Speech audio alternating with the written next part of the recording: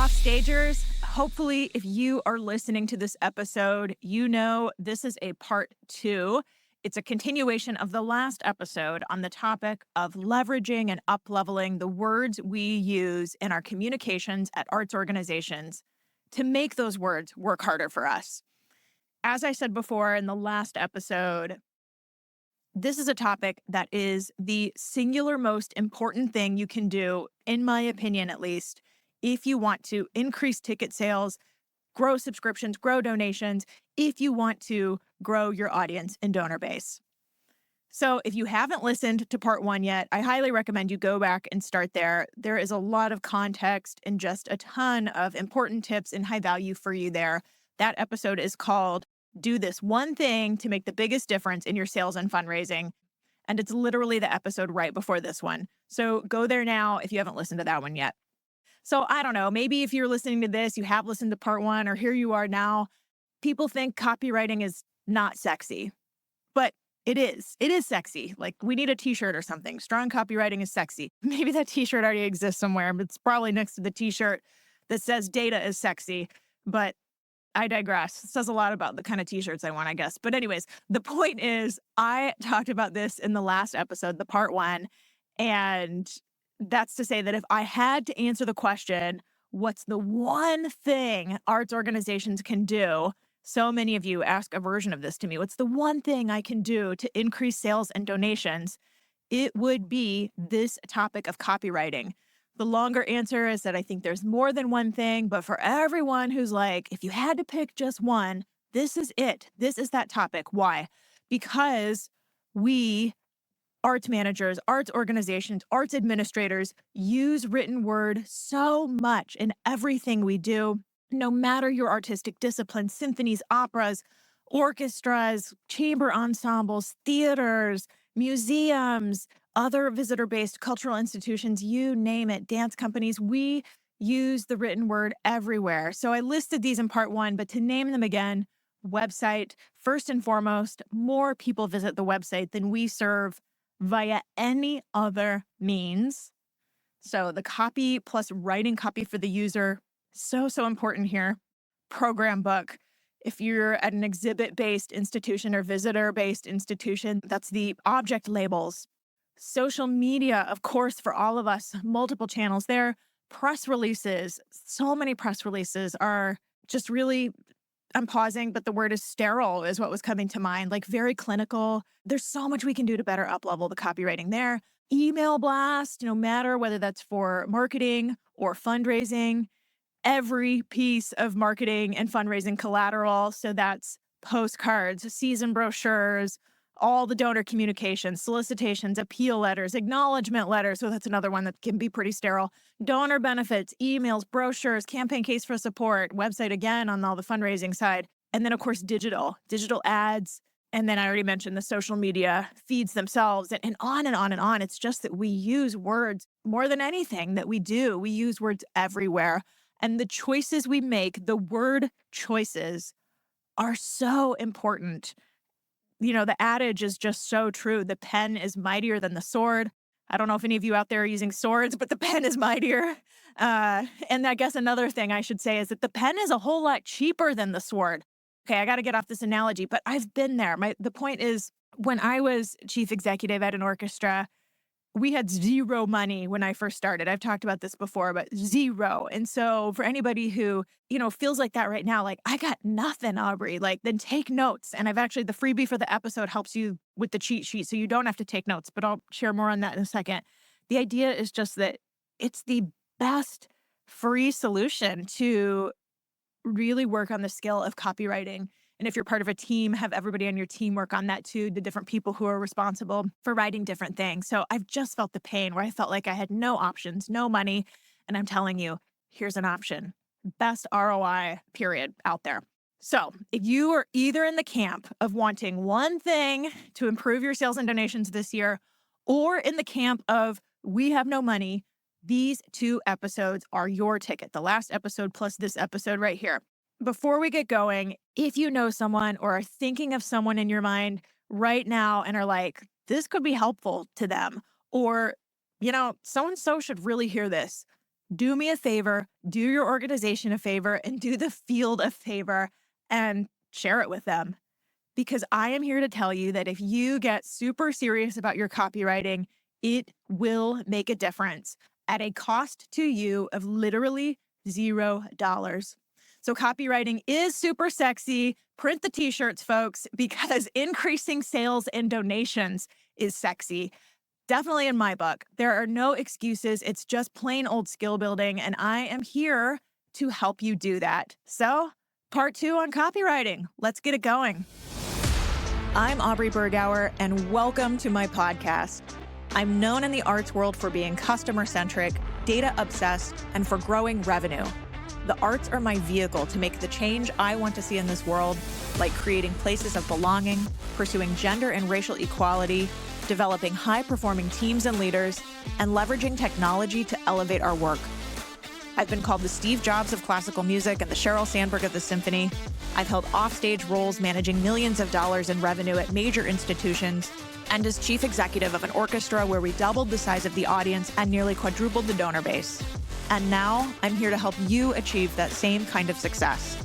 In this podcast, we are sorting through the data inside and outside the arts, applying those findings to our work, leading out with our values, and bringing in some expert voices along the way, all to build the vibrant future we know is possible for our institutions and for ourselves as offstage administrators and leaders. This podcast is about optimizing the business around the art, not sacrificing it. You're listening to The Offstage Mic.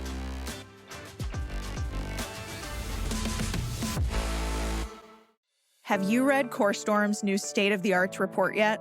It's a data-driven resource for all things arts education in the past year. This one is for all the executive directors of nonprofit arts organizations, teaching artists, and other leaders in the arts and culture community. Imagine tapping into more than 10 years of exclusive class registration data to uncover invaluable insights for your organization.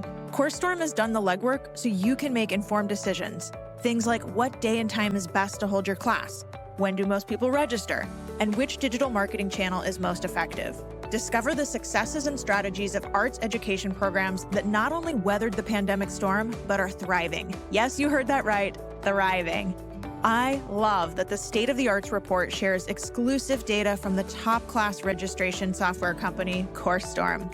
I got to see trends discovered from CoreStorm's analysis of more than 1 million class registrations, and you'll want to see them too. So, if you're ready to elevate your education program, don't miss out on the State of the Arts report. Visit corestorm.com/SOAR. That's /SOAR, like the acronym for State of the Arts, and download the free report today. And we're back.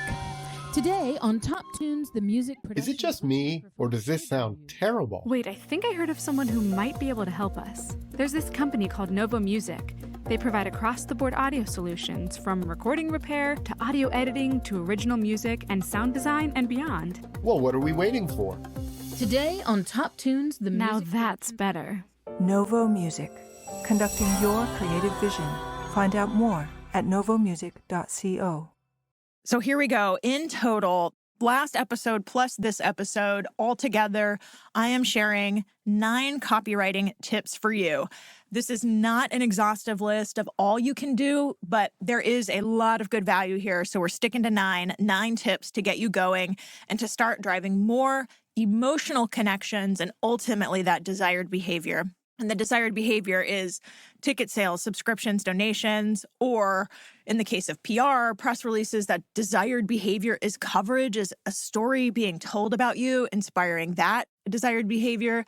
For social media, building emotional connections that drive the desired behavior, that's likes, shares, comments, engagements, stopping the scroll, right? For program book, the desired behavior would be we want our audience to have a feeling of understanding. We want to demystify the art, and we want to be the guide for attendees to help them on their journey.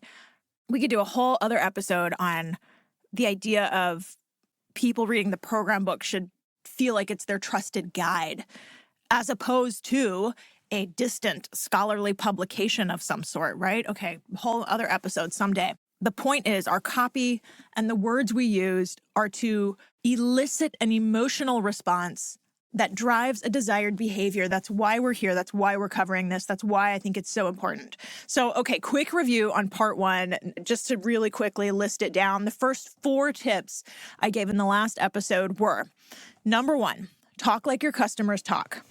Number 2, start with the juiciest, most interesting line first. The purpose of that first line is to get people to just keep reading. We just talked about the desired behavior, but the first line is not about that behavior. The first line is about get them to keep reading. Okay, point 3, write answers to what your customer needs, wants, or has questions about.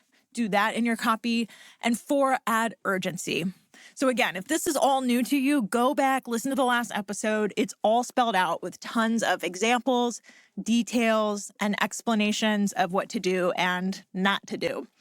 So now on to tips number 5 through 9. I mentioned before, you don't actually have to take notes. I mean, you can if you want, of course, but I've got it all for you in a free download for this episode. It's called The Do's and Don'ts of Copywriting, 9 Tips to Level Up Immediately. So it's the rundown of everything we've covered in the last episode as well as this episode. Go to my website to get yours. It's aubreybergauer.com/27. That's number 27 for episode 27. And as we're hitting the rest of these tips, I first want to talk about the role of AI because we haven't talked about that yet. So here's my take on AI. I am a big fan of efficiency, for sure. We are in a world where literally every arts organization says they don't have enough time, people, right? So if we can get a boost or we can get some help or something to improve efficiency, I am all for it. To dig a little deeper, my experience with AI, I would say, is twofold. I think AI is good for drafting. So all these things we're talking about, all the places we have copy, every single one of those channels I've mentioned, it can really help, again, as the draft, not the final thing. I don't think I've used ChatGPT or any of the others I've played around with. Like once have I seen what they generated and then was like, yep, that's the winner. So just know, draft, starting point, that's the main thing. But that's enough. Like sometimes we just need our brains to kind of get the little jump start or have a little spark. Or sometimes it's easier if you have the list of tips in front of you. If you go get the download, you can see what the AI tool generates and then be like, but I can see how to make it better. So again, just sometimes having that draft is just a big body of work that really helps, like I said, kind of jumpstart our brains. So good for the first pass, usually. I said it was twofold. So my other kind of piece of the experience with AI tools is that we, you, all of us have to learn to get better with our prompts. So I've learned ChatGPT, for example, but I'm sure the others too, can take a lot of direction, actually. For example, give it my prompt, draft something, I don't know, whether it's social media caption or whatever, and then you can say, now write that in a more approachable way with plain English that's easy to understand. Like you can literally say that in the prompts for ChatGPT. And so you're training it to do exactly what I told you. Like, wasn't that tip number 1, talk like your customers talk in plain English that's easy to understand? Okay, I just wanted to share those additional thoughts, tips on kind of the role of AI in all of this. So it's a starting place, but we can get better with our prompts and helping refine the voice of the AI too. So, all right, if you are wanting to explore AI and how it can help you, by all means, go for it, I think is the moral of the story here. And I would say if we can use not just AI, but any tool available. There are so many now of all kinds of different tools to save you time, brain space, create efficiency. I am probably always going to say, explore that, do it, go for it. We need all the help we can get, right? Like we need all the help we can get on our super lean staffs.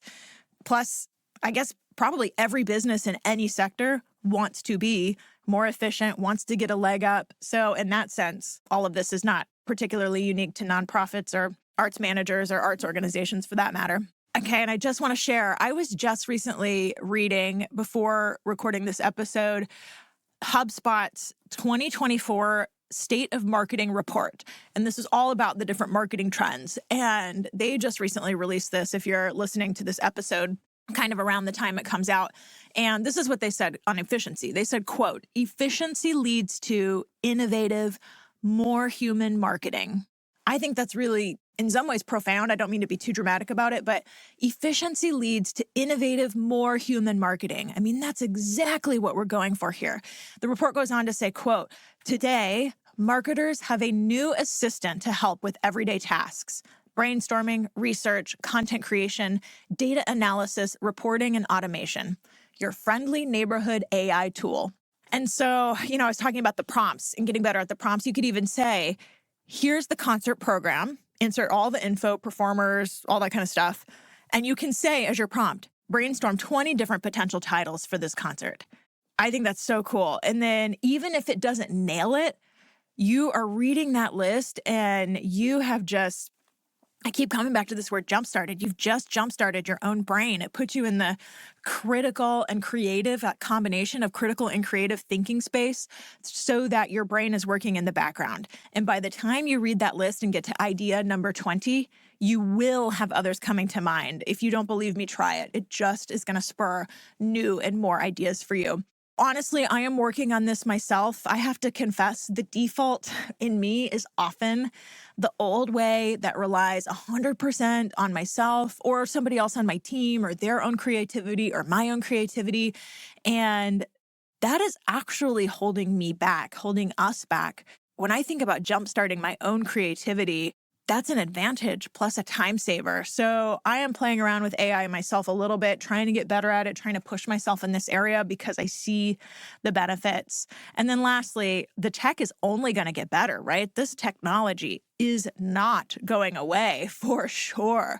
So I would say, not only am I encouraging this, but encouraging at least dabbling, playing around, getting familiar with the technology and the tools, because it is only going to serve you going forward. Okay, let's call all of this free bonus tip 4.5. We left off with tip number 4 in the last episode, and now let's move on to tip number 5. Be specific. Anytime you are writing a list of benefits or features, take away and more. Like we see this all the time. Like somebody says, the upcoming opera has great sets, awesome costumes, and more. Don't say and more. Instead, you have to say exactly what you're selling. This is important to the shift in consumer behavior today. And more is kind of a lazy catch-all, and we have to stop doing it because it's not effective, not because I'm criticizing lazy copywriting, just because it doesn't work. And that's the part I'm trying to help you get away from. So instead, you have to find something else to say instead of the vague and more. What is it? Great sets, awesome costumes, and special choreography. I don't know. I'm making this up. But similarly, avoid rhetorical questions. So many times we waste that first line of copy with a rhetorical question. Sometimes it's okay. Sometimes it's okay. When you're defaulting to that a fair amount, flex that copywriting muscle and try to do better. Occasionally, like I said, like an example of when it might work is when it's an actual question your customer is asking, like we noted before. But a lot of times it just weakens the copy, kind of wastes words. So find a way to reword it when you can. Just jump to the answer, usually is the solution to this copywriting challenge. So here's a great one when we're talking about be specific. You can also use a number to convey specificity and credibility. And specific numbers are more believable than round numbers. Don't just say, when we've got up to 90 people on stage, say we have 72 members in the orchestra or whatever it is. Or literally the way I set up the title of this episode, 9 tips for copywriting. Be specific and don't give a round number. That is intentional even in the title of this episode. Tip number 6, drop the superlatives, think just the facts. This is really a blast from the past, but did anybody watch Dragnet? Dragnet, when did it come on? The 50s or 60s, I want to say. I could be wrong on that, but I think it was black and white originally, so that gives some semblance of a time period. But the detective would say, just the facts, ma'am. That's where that came from. It came from Dragnet. And that's the other way to say drop the superlatives. And this is definitely research-based and definitely applies to so many arts organizations. So hear me out. There is a study that found they actually measured this, like how many superlatives, these like flowery adjectives, performed better in copywriting. And in their copywriting, they found that 0 or 1 superlatives performed best in all of their tests. And the more superlatives than that, 2, 3, 4, however many adjectives, flowery words people put in there, the worse the click-throughs, opens, reads, etc. So 0 or 1 superlatives, that is what you need to know. Drop the superlatives. I literally went to, here's more examples for you, literally went to a major orchestra's website and clicked on the first concert on the homepage.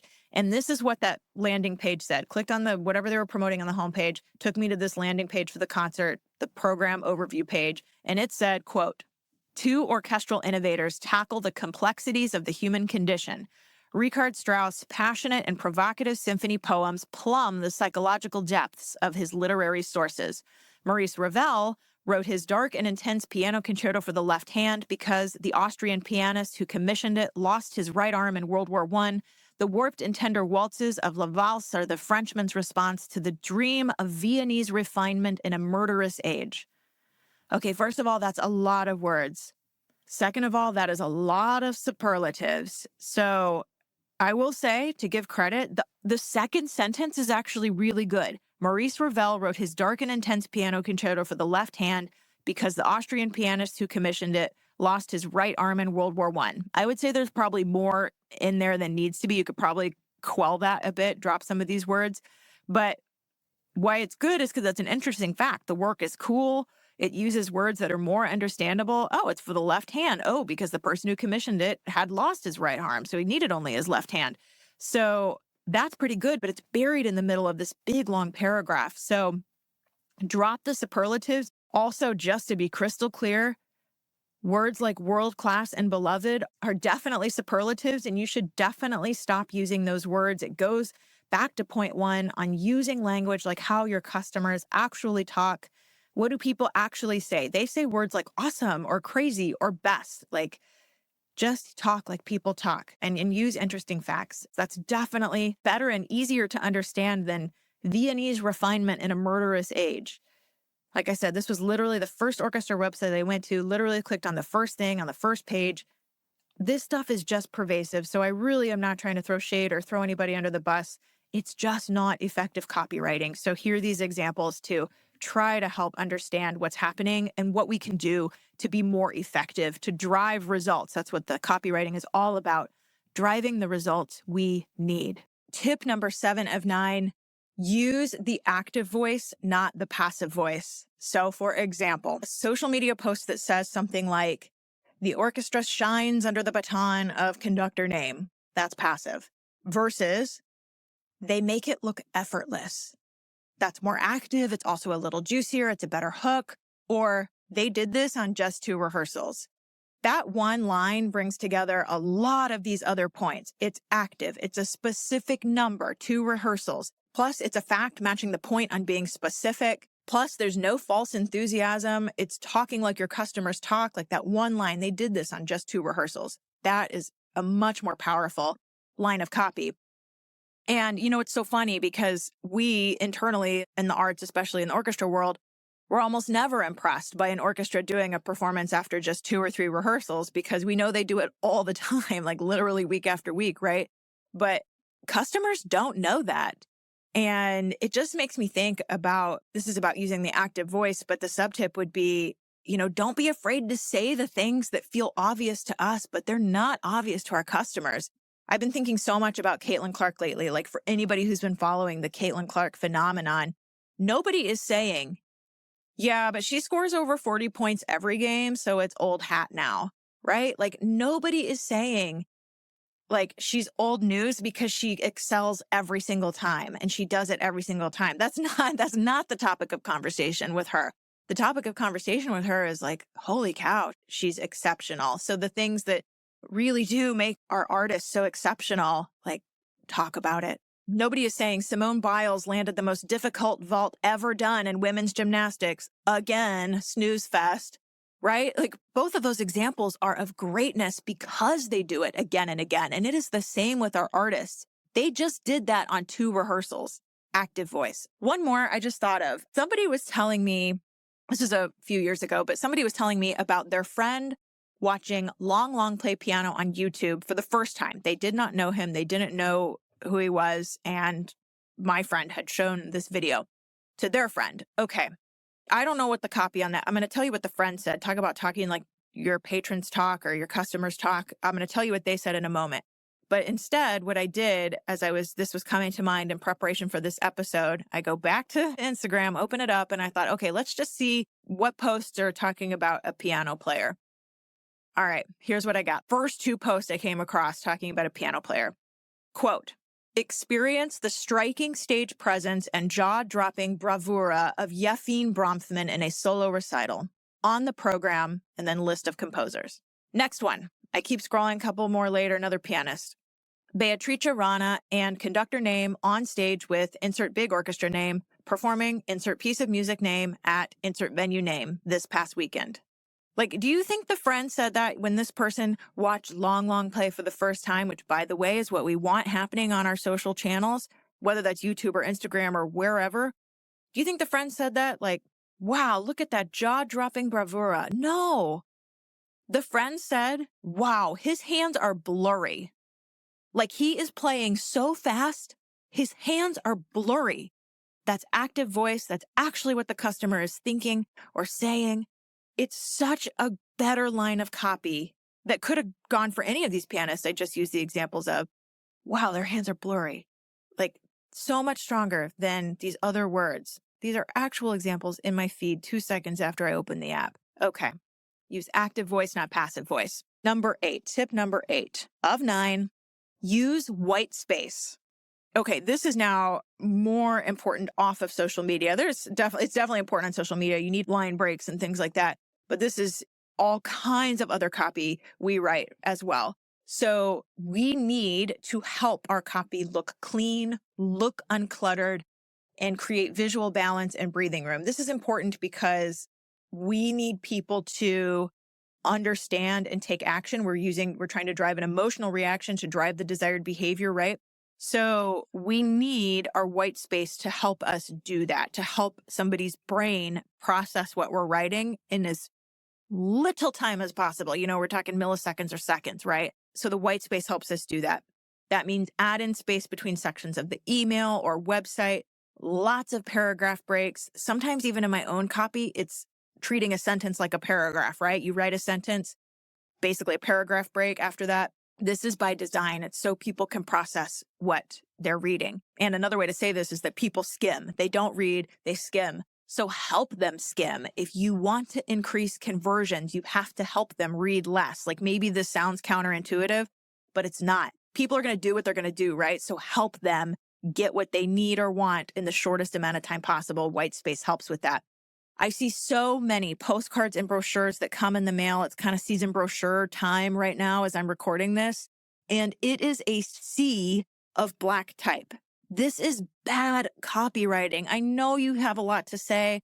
We're going to talk about some of that in the next and final tip, but you do this in your own life too as a consumer yourself. You don't read every word. You skim to see if that email or post or letter or postcard or brochure is worth your time. So help the reader take in what they need to take in that like very short millisecond, couple seconds chance we're given. And then, like I said, this segues into our next and final point 9 of 9, tip 9 of 9, cut the copy in half and then cut it in half again. Sometimes longer form copy is effective. Sometimes it is. That is true. But generally speaking, for the website, email, direct mail, and even fundraising appeals, try to say what you need to say in half the words. I know that's hard. Even in the fundraising appeal, oh man, I've been there. It's hard.